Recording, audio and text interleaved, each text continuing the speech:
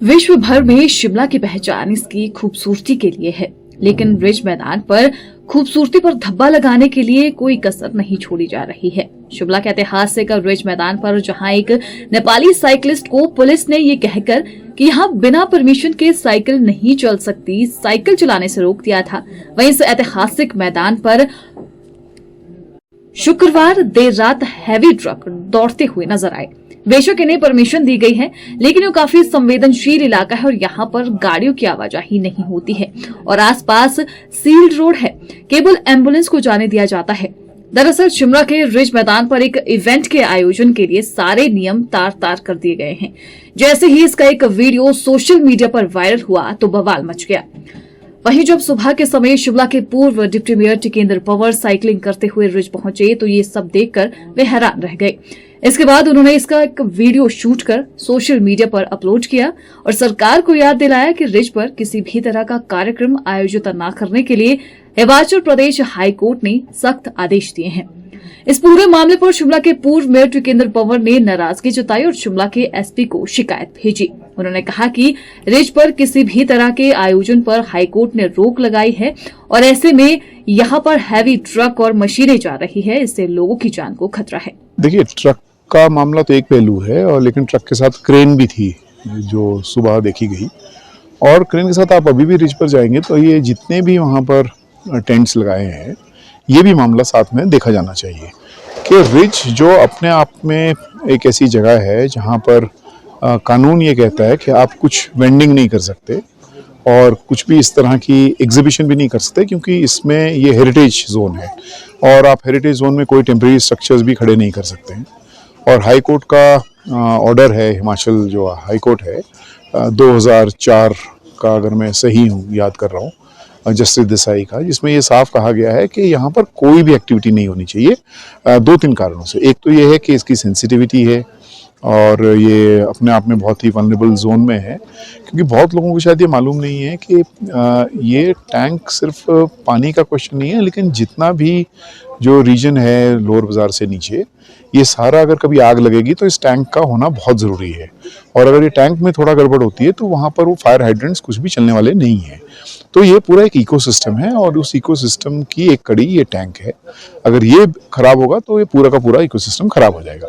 तो इसलिए मैंने जो इसमें FIR लॉन्च की है, वो एक तो वो लोग जिन्होंने वो गाड़ियाँ अलाउ की और जो टैंक के ऊपर कोई एक्टिविटी नहीं होनी चाहिए, इवन होम ऑफिशियल्स अगर परमिशन उन्हें दी है, क्योंकि होम ऑफिशियल्स भी मतलब कानून से ऊपर नहीं है ना।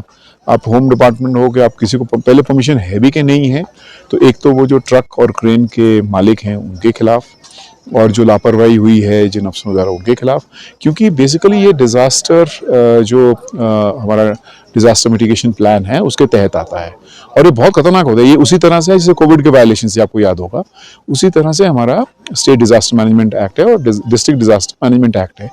तो DDA में बड़ा साफ है कि आप प्रीएम्प्ट करते हो कि आपको पता है कि ये अगर ऐसा गड़बड़ होगी, और ऑलरेडी आप जानते हैं कि 2 जगह से टैंक में लीकेजेस हैं और 2 जगह से क्रैक्स पड़ने शुरू हो गए हैं, और इसमें कोई रीइंफोर्समेंट नहीं है। जो पुराने लोग जानते हैं टैंक के आसपास कुछ ऐसा नहीं है एक्चुअली। नो, यहाँ तो कुछ एक नारा चाहिए, नो मीन्स नो। ये जितने तंबू शंबू है ये कहीं और लगाने चाहिए, आप चाहे लेडीज पार्क में ले जाओ, कहीं भी और ले जाओ, ये यहाँ इसकी जगह नहीं है। तो ये थोड़ा समझना ज़रूरी है और इसलिए इसकी सैंक्टिटी को देखकर और इसकी मतलब सेंसिटिविटी को देखकर एक पुलिस में कंप्लेंट की है। अगर कार्रवाई नहीं करेंगे हम कंटेम्प्ट के लेकर कोर्ट में इनको सबको लेकर जाएंगे। वहीं शिमला के मेयर सुरेंद्र चौहान ने कहा कि नगर निगम को शिमला के रिज मैदान पर हो रहे कार्यक्रम की जानकारी ही नहीं थी। उन्होंने बताया कि रिज मैदान पर होने वाले कार्यक्रम की अनुमति गृह विभाग से ली जाती है। उन्होंने मांग उठाई कि नगर निगम शिमला को भी इस तरह के कार्यक्रमों के बारे में पता होना चाहिए, कहां पर किस तरह का कार्यक्रम आयोजित हो रहा है। महापौर ने बताया कि उन्होंने अधिकारियों से बात कर कार्यक्रम रुकवा दिया है। अब यह कार्यक्रम रिज मैदान पर नहीं होगा। इसके लिए नगर निगम शिमला के मेयर ने अधिकारियों की भी खूब क्लास लगाई।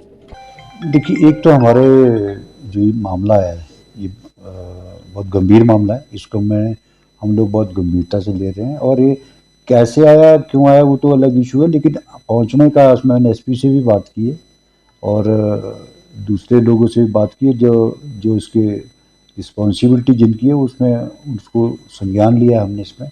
और दूसरा जो प्रोग्राम्स होते हैं रिज पे, जी इसकी जो परमिशन होती है होम डिपार्टमेंट से मिलती है, सेक्रेटेरिएट से।